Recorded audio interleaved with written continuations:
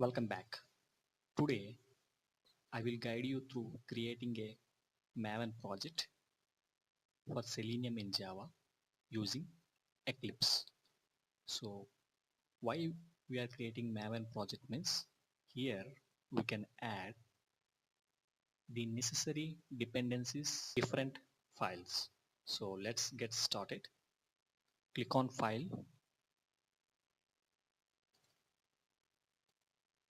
new, and here there is an option called Maven project.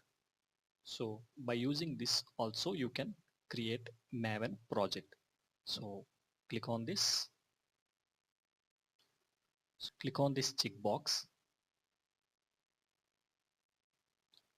Now click on next. Here group ID and artifact ID means your project name. So I will give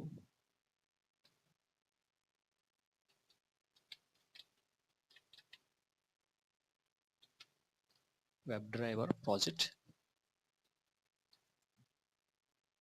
So same thing. So next, click on next. See, a project has been created. pom.xml is there, right? So this is located in the root directory of your project. Let's see what this pom.xml contains. It contains project, model version, group ID, add dependencies tag. To include Maven will automatically download the required libraries. pom.xml is nothing but project object model file.